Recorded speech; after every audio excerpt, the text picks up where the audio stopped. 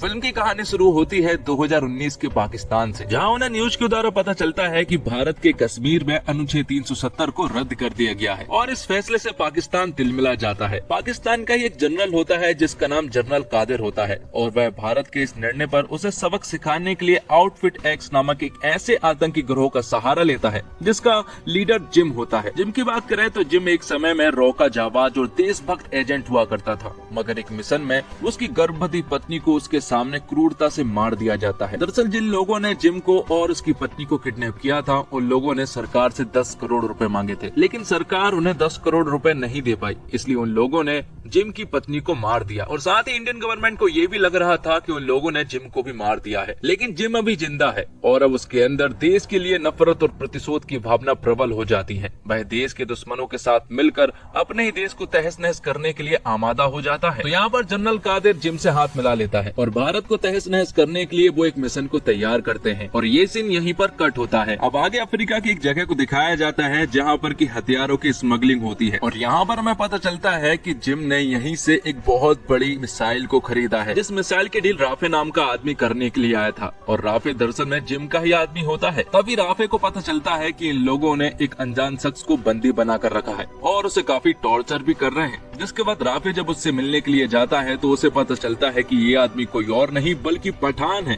और वो भी जिंदा है। जिसके बाद यहाँ पर एक तगड़ी फाइट होती है और पठान इन सभी लोगों को चुन चुन कर मार देता है। आखिर में वो राफे को पकड़कर अपने साथ ले जाने भी लगता है। पठान यहाँ पर राफे को अपने हेलीकॉप्टर से बांध देता है और गोलीबारी के बीच से ही वो राफे को यहाँ से ले जाने में कामयाब भी हो जाता है। जिसके बाद इंडिया में प्रेजेंट के सीन को दिखाया जाता है जहाँ पर रॉ की हेड जो कि ऑफिसर नंदनी होती है और पेरिस की सीसीटीवी फुटेज के द्वारा उन्हें एजेंट रूबीना के बारे में पता चलता है जो कि आईएसआई की एजेंट है और ये लोग उसे कई दिनों से ढूंढ भी रहे हैं। तो जैसे ही इन्हें रूबीना की लोकेशन पता चलती है तो ये लोग तुरंत ही रूबीना को पकड़ने के लिए पेरिस के लिए निकल पड़ते हैं, जिसमें कि उसका साथी आलोक और नंदिनी मैडम अपने प्राइवेट जेट से पेरिस की तरफ निकल पड़ते हैं। रास्ते में ही उसका साथी आलोक नंदिनी मैडम से पूछता है कि आखिर ये पठान कौन है, क्योंकि हर जगह सिर्फ उसके ही चर्चे हैं। जिसके बाद नंदिनी मैडम उसे पठान की स्टोरी बताना शुरू करती है और कहानी फिर से फ्लैशबैक में पहुंच जाती है। यहाँ पर नंदिनी मैडम उसे बताती है कि पठान हमारे रॉ का एक एजेंट हुआ करता था। उसने रॉ के साथ मिलकर कई सारे ऑपरेशंस किए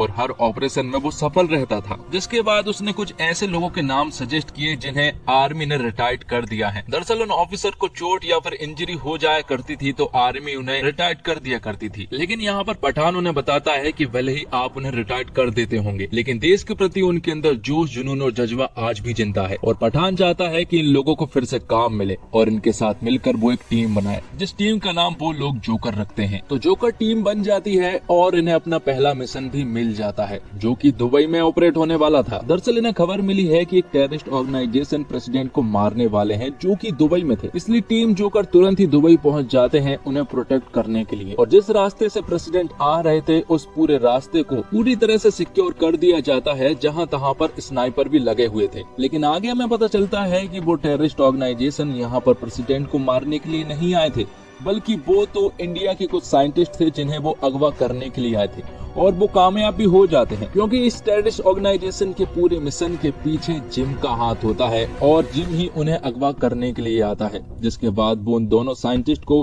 अपने हेलीकॉप्टर से ले जाने लगता है, लेकिन तभी एंट्री होती है पठान की और पठान उन्हें रोकने के लिए पूरी कोशिश करने लगता है। जिसके बाद पठान और जिम के बीच में एक तगड़ी फाइट होती है जिसमें कि जिम पठान के ऊपर हावी रहता है, लेकिन आखिर में जिम पठान से उन साइंटिस्ट को अपने साथ ले जाने में कामयाब भी हो जाता है। तो ये मिशन तो टीम जोकर के हाथ से निकल चुका था। जिसके बाद वो दुबई की इन्वेस्टिगेशन करना शुरू करते हैं तो डार्क वर्ल्ड में उन्हें एक रक्तबीज नाम के कोडवर्ड के बारे में पता चलता है और जिन लोगों ने दुबई में अटैक किए थे उनके अकाउंट में रूबीना ने पैसे ट्रांसफर किए थे और रूबीना फिलहाल स्पेन में है, इसलिए पठान को तुरंत ही स्पेन भेजा जाता है। अब आगे स्पेन में रूबीना मोहसिन को दिखाया जाता है जो कि एक बीच पर डांस कर रही होती है और यहाँ पर पठान की नजर उस पर पड़ चुकी थी। पठान यहाँ पर रूबीना को बहलाने की कोशिश कर रहा था और वो कामयाब भी हो जाता है। जिसके बाद जब पठान रूबीना के पीछे जाता है तो आगे हमें पता चलता है कि रूबीना दरअसल में जिम के साथ काम करती है और वो उन्हीं की टीम में शामिल है। जिम के साथ यहाँ पर कई सारे लोग थे जिनके पास हथियार भी थे। यहाँ पर जिम पठान से कहता है कि उसके साथ ऐसे ऐसे लोग हैं जो कि विदेशों के इंटेलिजेंस के साथ काम किया करते थे और अब वो सभी लोग उसके साथ काम करते हैं और कमी है तो सिर्फ एक रॉ एजेंट की।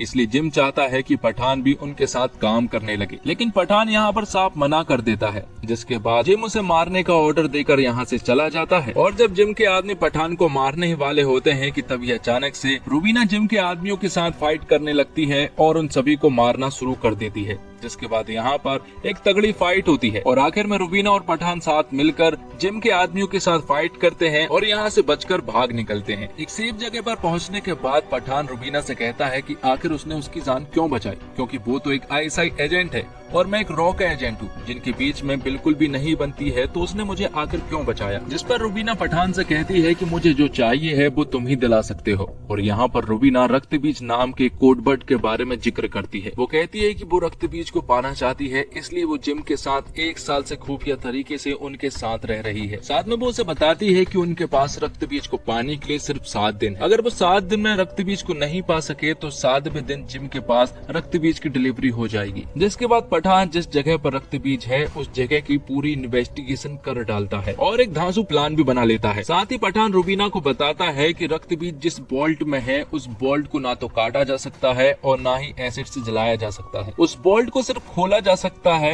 एक ताले और चाबी की मदद से, और वो ताला चाबी अलग अलग इंसानों के पास है और वो दोनों इस बोल्ट के एक दूसरे के विपरीत दिशा में रहते हैं। तो ताला है बोल्ट के 10 किलोमीटर दूर गिरिगर अंकल के पास और चाबी है बोल्ट के दूसरे विपरीत दिशा के 16 किलोमीटर कैरन आंटी के पास। लेकिन इन्हें पाने के लिए भी उन्हें कैरन और गिरिगर के फिंगरप्रिंट चाहिए थे, लेकिन किसी तरह से ये लोग कैरन और गिरिगर से फिंगरप्रिंट हासिल कर लेते हैं। लेकिन अब इनके पास सिर्फ 10 मिनट है उस बोल्ट को खोलने के लिए, और अगर वो 10 मिनट में नहीं खोल पाए तो पूरा का पूरा बोल्ट लॉक हो जाएगा और ये लोग वहीं पर फंस जाएंगे। तो 10 किलोमीटर और 16 किलोमीटर के इन फासले को तय करने के लिए वो हेलीकॉप्टर की मदद लेते हैं और किसी तरह से जल्द उस बोल्ट वाली छत पर पहुंच जाते हैं। अब वो लोग बोल्ट के अंदर भी पहुंच जाते हैं। वो लोग कुछ लेट हो चुके थे, लेकिन जब वो अंदर जाकर रक्त बीज को हासिल कर लेते हैं तो यहाँ पर हम देखते हैं कि रुबीना पठान को धोखा दे देती है और वो उसे उसी बोल्ट में छोड़कर भाग निकलती है। जिसके बाद पठान को पता चलता है कि दरअसल रुबीना जिम के साथ थी और हमेशा से जिम के साथ ही काम किया करती थी। दरअसल रुबीना और जिम को मालूम था कि अगर रक्त बीज को बोल्ट से निकालना है तो ये काम सिर्फ पठान ही कर सकता है,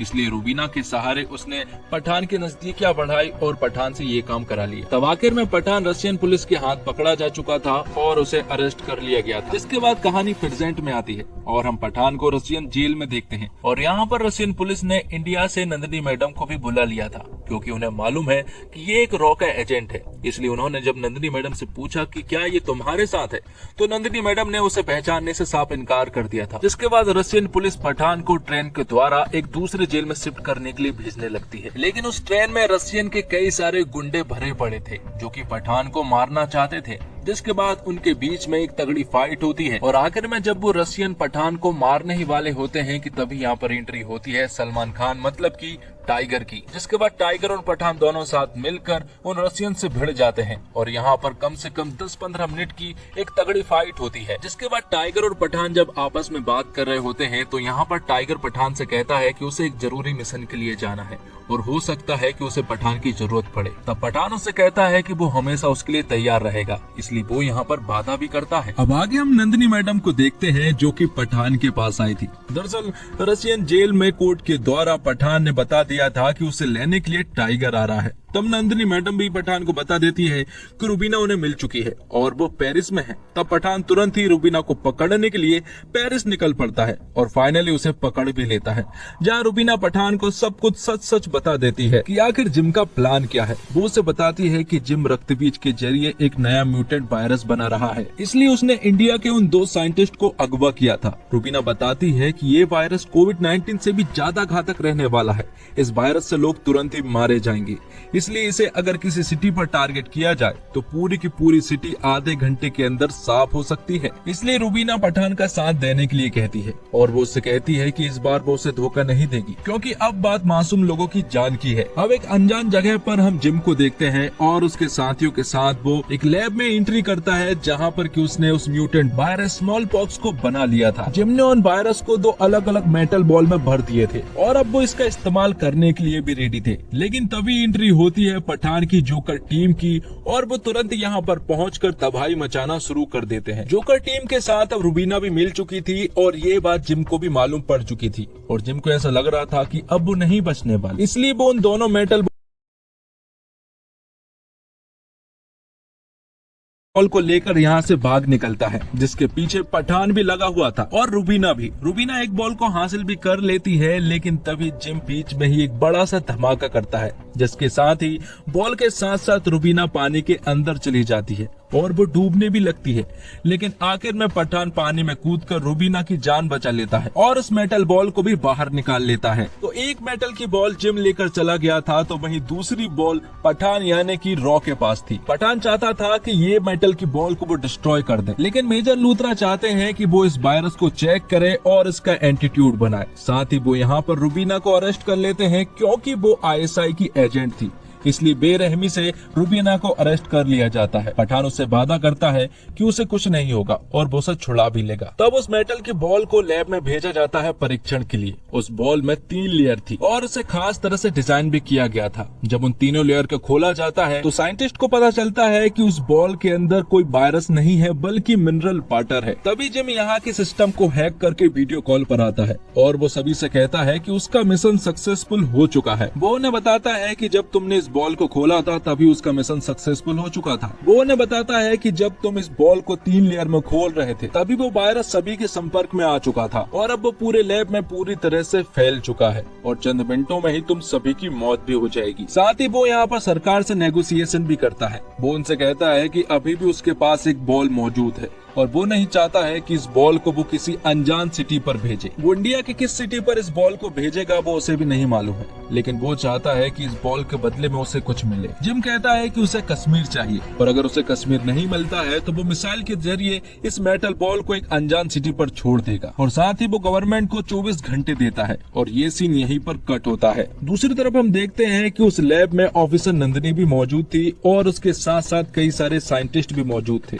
यहाँ पर वो लैब को पूरी तरह से बंद कर देते हैं ताकि वो वायरस बाहर ना फैल पाए। यहाँ पर नंदिनी के साथ साथ वो सारे साइंटिस्ट अपनी कुर्बानी दे देते हैं और आखिर में ऑफिसर नंदिनी पठान से कहती है कि वो जिम को बहुत ही बुरी मौत दे, जिसके बाद RDX के द्वारा उस पूरे के पूरे लैब को डिस्ट्रॉय कर दिया जाता है। अब पठान जानता था कि इस मिशन को कंप्लीट करने के लिए उसे रुबीना की मदद लगेगी, इसलिए वो जेल से रुबीना को भी छुड़ा लेता है। लेकिन अब उन्हें ये नहीं मालूम था कि आखिर जिम की टीम कहाँ पर है और वो कहाँ से मिसाइल छोड़ने वाले हैं। तब पठान एक आदमी की मदद से ये पता कर लेता है कि आखिर वो कहाँ पर है। दरअसल वो लोग अफगानिस्तान की किसी जगह पर है और वहीं से वो मिसाइल छोड़ने वाले हैं। दरअसल जिम को मालूम है कि इंडिया कश्मीर तो किसी भी हालत में नहीं देने वाला, इसलिए उन्हें तो ये मिसाइल छोड़नी ही होगी। जिसके बाद किसी तरह से पठान की पूरी टीम उस जगह पर पहुंच जाती है जहां पर की जिम की टीम थी। जिसके बाद यहाँ पर एक तगड़ी फाइट होती है। तब मौका देखकर जिम तुरंत ही यहाँ से भाग निकलता है और उसके पीछे पीछे पठान भी आ जाता है। पठान उसका काफी देर तक पीछा करता है और यहाँ रुबीना को पता चलता है कि दरअसल रक्त बीज मिसाइल में नहीं है, बल्कि दिल्ली जा रहे एक प्लेन में मौजूद है और इस वायरस का डेटोनेटर जिम के पास है। इसलिए 6 मिनट के अंदर अगर पठान जिम को रोक लेता है तो दिल्ली तबाह होने से बच सकती है। तो इन 6 मिनट में जिम और पठान के बीच में एक तगड़ी फाइट होती है। जिम को पूरा भरोसा था कि वो इस डेटोनेटर को उसके हाथ से नहीं छीनने देगा, लेकिन आखिरी के जब 2 सेकंड बचे होते हैं तो पठान जिम से वो डेटोनेटर छीन लेता है